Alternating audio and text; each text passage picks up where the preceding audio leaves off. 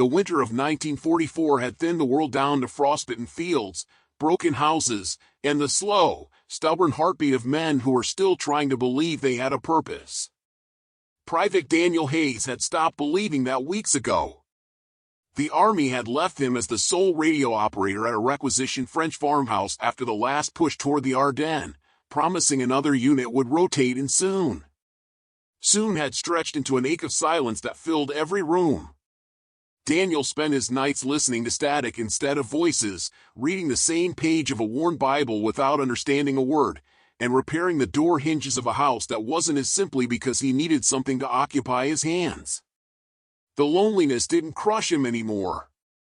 It settled over him like snow, cold, quiet, and predictable. The morning that changed everything began the same way. A gray sky, breath turning to smoke in front of him, the lingering scent of burned wheat from the barn that had taken a mortar hit months before. Daniel pushed open the farmhouse door and stepped onto the porch with a lantern in hand, intending to check on the generator before the frost locked it in place again. Then he heard it, a soft clatter inside the barn. Too quick to be wind, too heavy to be a rat. He froze. Bandits had been spotted along the countryside. Deserters too. Once in a while, a German scout. He set the lantern down, lifted his M1 Garand from beside the doorway, and approached the barn in slow, quiet steps. The door hung crooked on its hinges, scorched along one edge. Through the broken slats, he could see movement, deliberate, methodical. A shadow slipped between crates of rations. Daniel raised the rifle. His pulse quickened, but his breathing stayed steady the way training had drilled into him. He pushed the door with his shoulder, letting it creak open, and aimed into the dimness. A figure straightened and turned. It wasn't a man. She was tall, not towering, but carrying herself with the weight of someone who had survived more winters than she cared to count. Her uniform was Soviet, the faded red star barely visible on the torn shoulder, snow-dusted and stained with dirt. A Mosin Nagant sniper rifle hung across her back.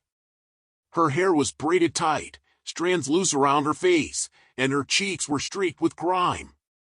She stared at him with dark eyes that didn't widen or soften or flick away. They were calculating eyes. Tired eyes. Eyes that had already decided what they were willing to do. Daniel steadied his rifle. His hands didn't shake, but a strange sensation tightened in his chest. She wasn't attacking. She wasn't begging. She wasn't even startled. She simply held a can of peaches in one hand as though weighing whether the fruit was worth getting shot over. The silence stretched, fragile as ice. "You don't have to steal it," he said, the words escaping before he could think to replace them with something more militarily appropriate like "drop it" or "hands up." His voice sounded too young in the cold air. Her eyes narrowed, suspicion flickering. But she didn't move toward her weapon. She didn't reach for anything at all. She just watched him, waiting to see what kind of man stood in front of her. Daniel lowered the rifle a couple of inches. Not enough to be safe, only enough to say he wasn't choosing violence first. "Take what you need," he murmured. "Just go." For a long moment, she didn't believe him. He saw it in the stiffness of her shoulders, the way her fingers tightened slightly around the can. But she finally reached for another tin, then another, slipping them into a weathered pouch at her hip. She walked past him, close enough that Daniel caught the faint scent of metal and cold earth clinging to her uniform. She didn't look back.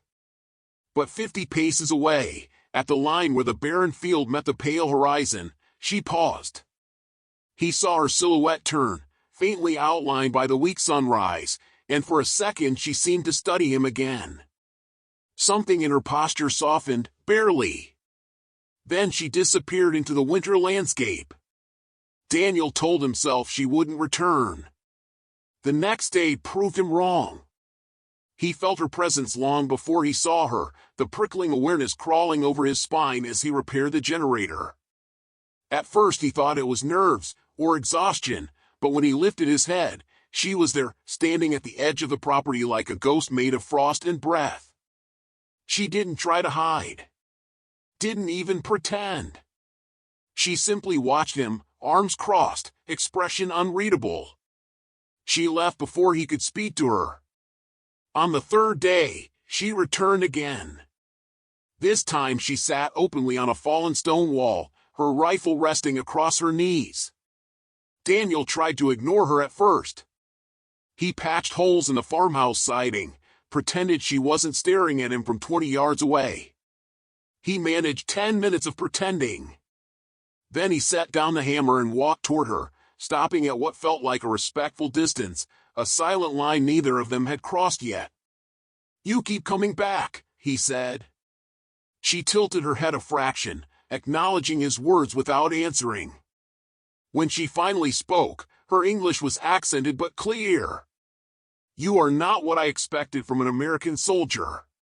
"What did you expect?" "Cruelty. Or fear. Or both." He swallowed. He didn't know what she had endured, but he could guess. The Eastern Front stories were enough to haunt even men who had never left Kansas. "You look like you needed the food more than I did," he said quietly. Something flickered in her expression, pain, maybe, or surprise, but it vanished too quickly to name. She rose from the wall with careful, fluid movement. She was close now.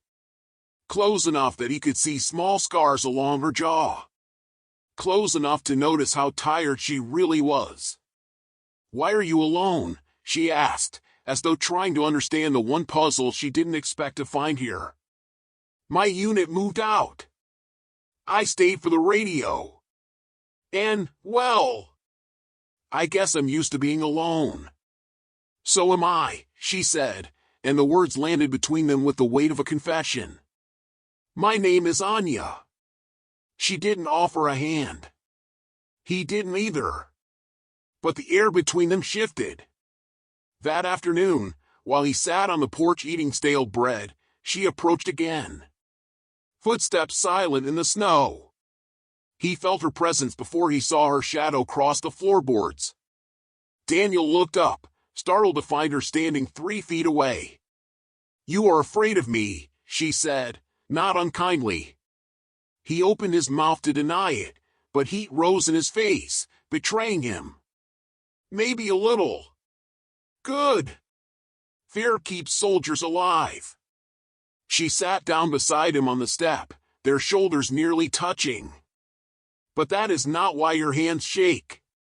His breath caught. She leaned slightly closer, not enough to touch, but enough for her voice to lower. "For 6 months, she whispered, I have not been with a man. Not since my husband died in the snow near Smolensk. 6 months of wanting warmth, or even a moment of being seen." Daniel stared forward, throat tight, heart pounding hard enough to hurt. "I wouldn't know," he whispered back.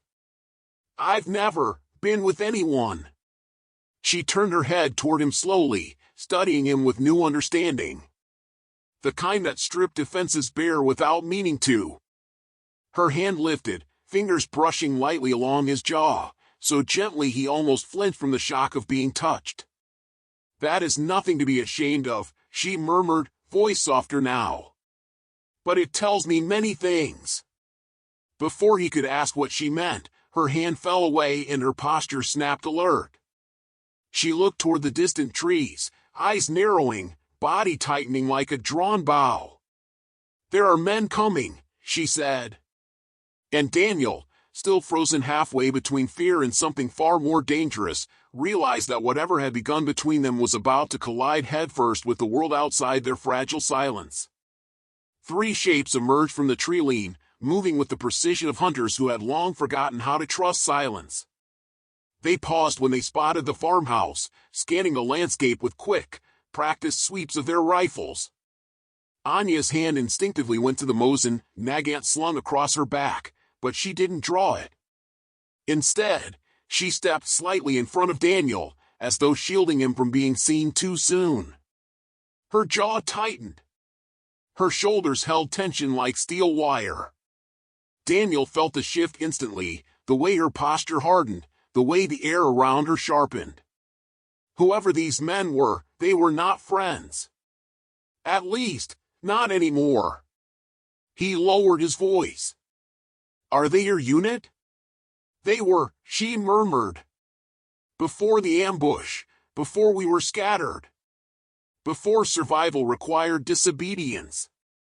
Her eyes flicked to him, an apology, a warning, and something else he couldn't decipher. The men saw them. All three tensed. The lead soldier barked something in Russian, short, commanding, angry. Anya replied with sharp syllables, her voice strong and unyielding. Daniel didn't understand a word, but the tone made the meaning clear: accusation and defense, threat and resistance. The second man stepped forward, his rifle raised, and Daniel felt his heartbeat thud against his ribs. He stepped forward instinctively, rifle still sling but hands visible, as if showing he wasn't a threat. The leader's eyes snapped toward him, filled with scorn at the sight of an American standing so near to one of their own.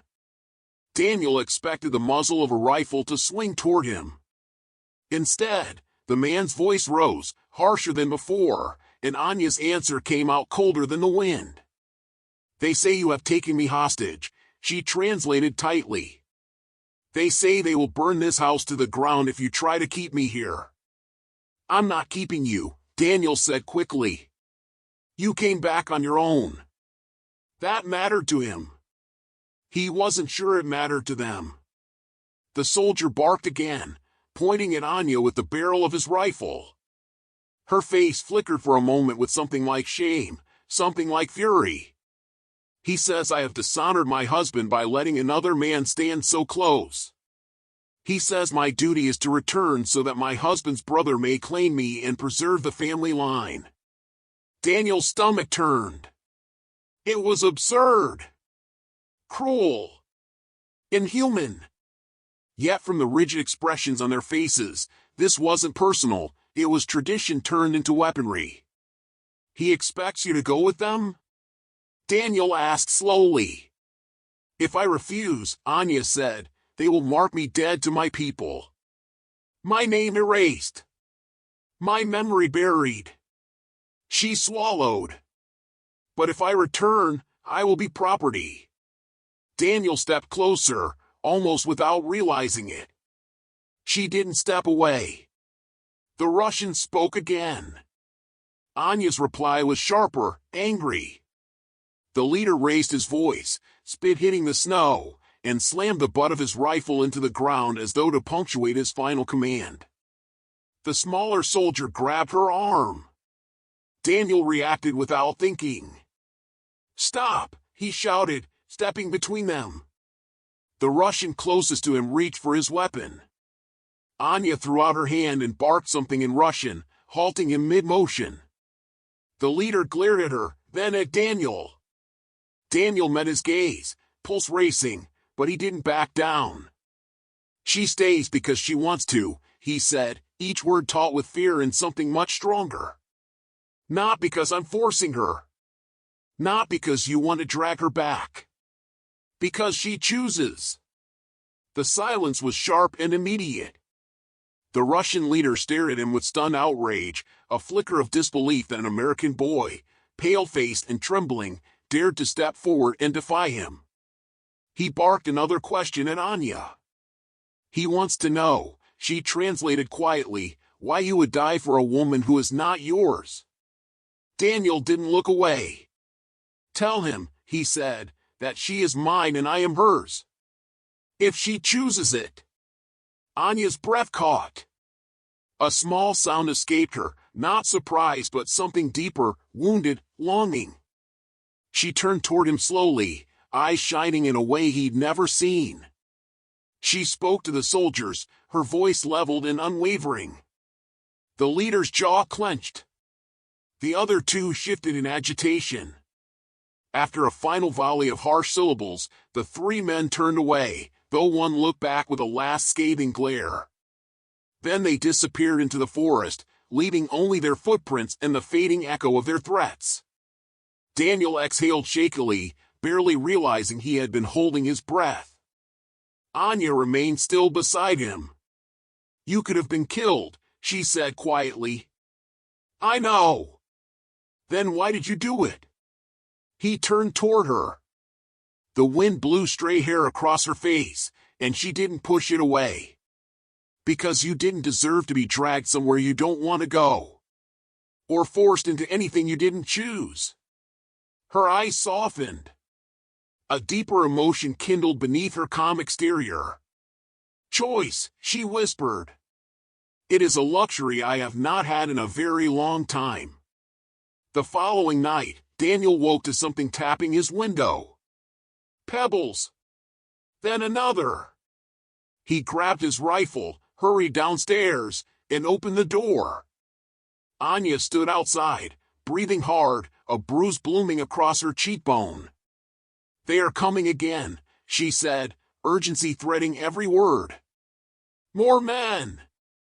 They will force me back. I refused the commander. He struck me. I escaped." Daniel's heart recoiled at the dark mark on her skin. Without hesitation, he pulled her inside and guided her through the kitchen to the small trapdoor under the rug. The cold cellar waited below, cramped, stacked with supply crates, a place barely tall enough to stand. He motioned for her to climb down first, then lowered himself and closed the hatch above them. Darkness swallowed them instantly. But not silence. Heavy boots thudded on wooden floorboards above. Voices shouted in Russian.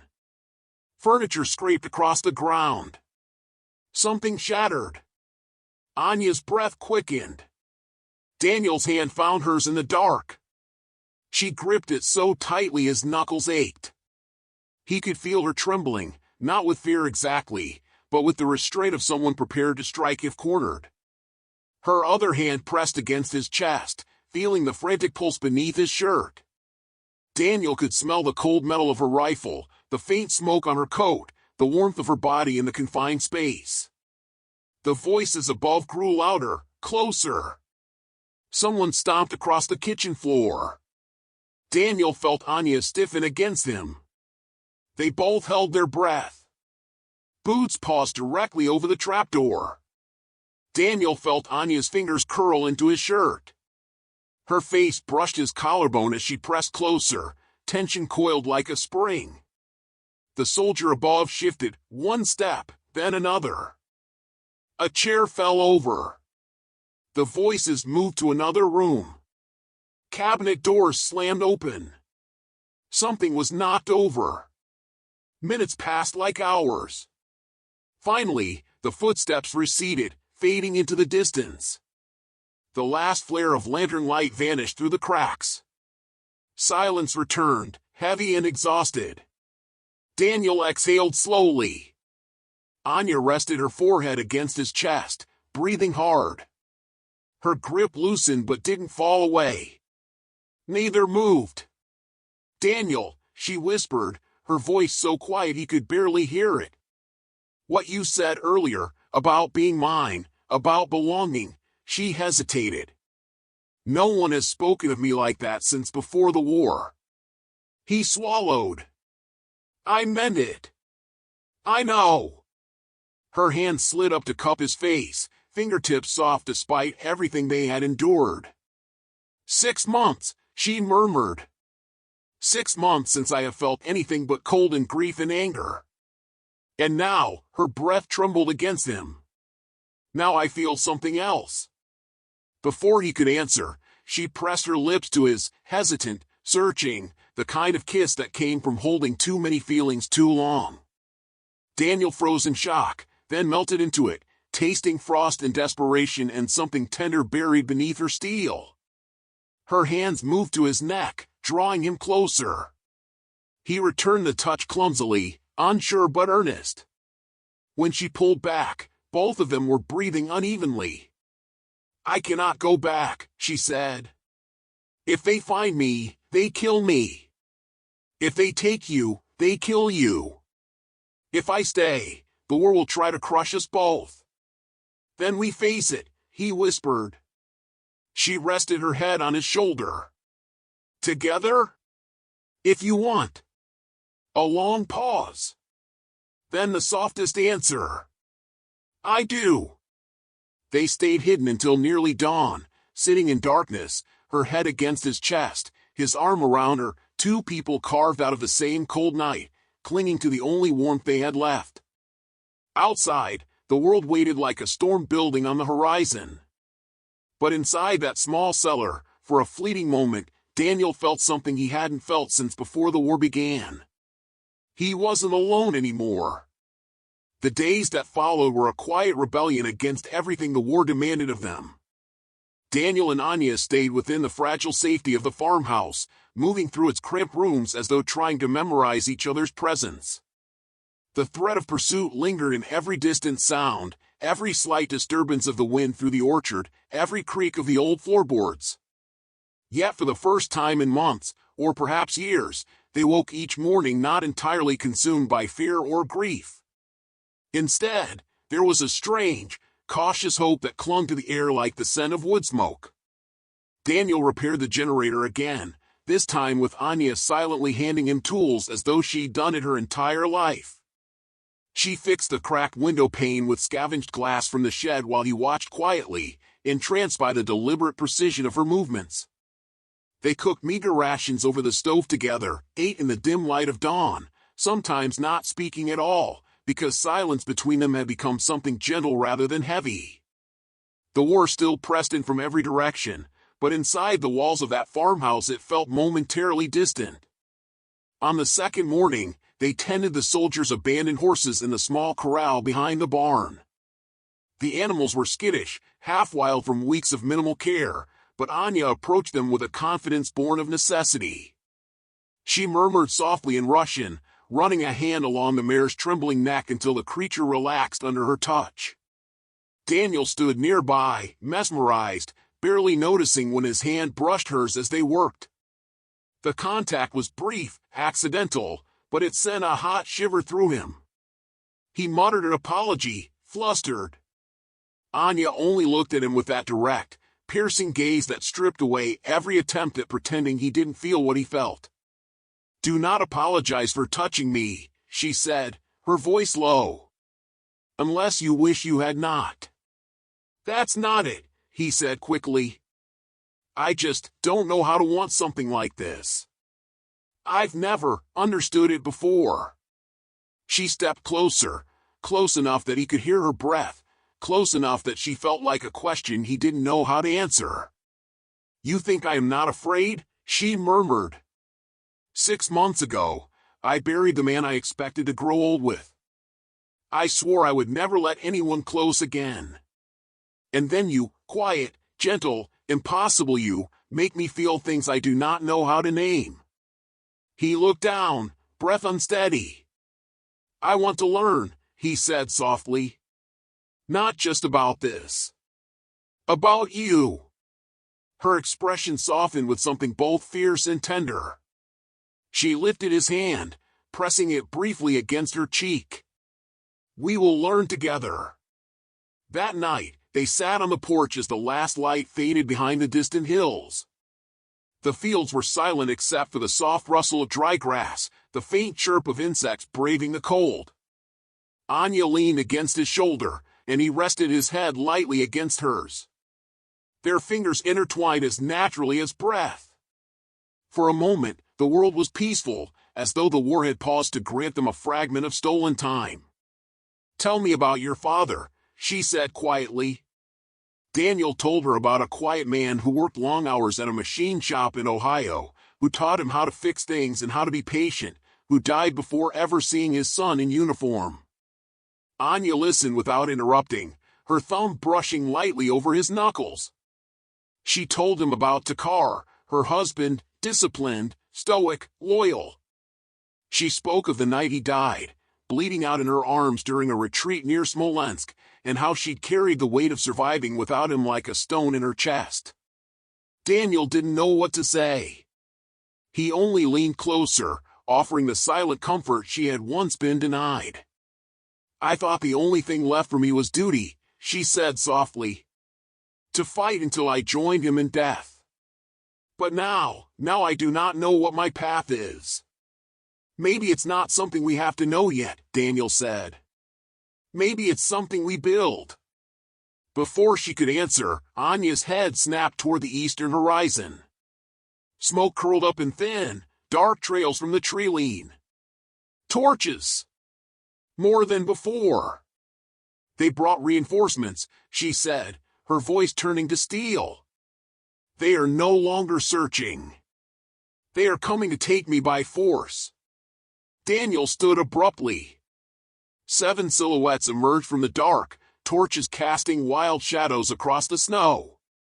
The same leader from before stepped forward, his expression carved from stone. The men spread into a semicircle around the porch. Anya stepped instinctively in front of Daniel, but he moved beside her, refusing to cower behind her strength. The leader shouted in Russian. Anya's shoulders tightened. He says I have shamed my family beyond forgiveness. That if I do not return now, I will be considered dead. He says they will burn this place with you inside if I resist. Daniel felt the weight of the choice crashing down around them. The men were armed, trained, and furious. He had no chance against them, not in a fight. But when he looked at Anya, bruised, breath-shaking, and terrified of losing the freedom she'd tasted for the first time in months, something inside him solidified. No, he said. The word was quiet but carried like a shot through the cold air. The soldiers glared. Anya stared at him in shock. Daniel, she whispered, you cannot. I said no. He stepped forward, placing himself directly between her and the men, heart hammering so hard it hurt. She stays because she wants to. Not because of you. Not because of me. Because she chooses her life. The Russian leader barked a question. Anya's breath trembled as she translated. He wants to know why you would die for a woman who is not yours. Daniel didn't hesitate. He didn't look away. Tell him, he said softly, that she is mine, and I am hers. Tell him we choose each other. Anya's expression broke open. She turned to the soldiers, speaking rapidly, passionately, voice ringing with conviction she seemed to discover only in that moment. The argument flared. The leader's face twisted with fury, then something colder and almost respectful. With one final, vicious word, he spat at the snow and turned away. The others followed, torches disappearing into the forest. Daniel and Anya stood frozen in the silence they left behind. She trembled once, then leaned into him, tears slipping down her cheeks for the first time. You did not have to do that, she whispered. I know. You could have died. I know. Her fingers curled into his shirt. Then why? He cupped her face gently, his thumb brushing away a tear. Because I don't want to spend another day wishing for a life I was too afraid to choose. A soft, broken laugh escaped her. She rested her forehead against his. Then we will face what comes together. Winter melted into the slow thaw of early spring. Weeks passed. The war shifted, pushing westward, leaving the farmhouse in relative peace. Daniel and Anya rebuilt the damaged barn. They planted a small garden behind the house. They mended the fences and fed the horses, though one remained stubborn and bit Daniel's sleeve whenever he turned his back. Anya laughed each time, the sound warmer and freer than any he had heard before. By the time the snow had fully gone, the farmhouse no longer looked like a forgotten outpost. It looked like a beginning. One morning, Daniel stood on the porch, sipping weak coffee from a chipped tin mug, watching Anya tend to the horses. The rising sun lit her face in soft gold, catching the quiet smile she gave the mare as she stroked its muzzle. Her hair, no longer matted from snow and battle, fell loose around her shoulders. She looked strong. alive, at peace. She noticed him watching and walked up the steps, taking the mug from his hand for a sip. She handed it back with a small smile. "You stare too much," she teased. "I can't help it." She leaned her shoulder against his. "Do you regret it? Standing against them? Losing any chance of going back?" Daniel set the mug down and took her hand, pressing it between both of his. "They were never offering you a life. Only chains. What we have built here, it was worth everything." Anya looked out over the land, over the garden and the repaired barn and the path they had walked again and again. "I was alone before you," she said softly. "Buried in grief, carrying only duty. But you gave me something I did not know I could have again." "What's that?" "Hope." She turned toward him, eyes warm. He brushed a strand of hair from her face. She slipped her arms around him and rested against his chest. For a moment, the world narrowed to the slow rhythm of their breathing and the soft brush of wind across the fields. "You saved me," she murmured. "No," Daniel whispered. "We saved each other." They stood together in the quiet morning, on land reshaped by their hands, in a life born not from obedience but from choice. A life carved out of war by two people who had every reason to give up and every reason not to trust. But they had trusted anyway. And that trust had become something stronger than either had expected. Something worth fighting for long after the guns went silent. If you enjoyed this story, make sure to subscribe to the channel for more powerful tales from wartime history, where courage, sacrifice, and unexpected human bonds reshape destinies. Leave a comment telling us where you're watching from and what moment of this story moved you most. Your support helps us keep bringing you more unforgettable narratives that honor the resilience of the human spirit.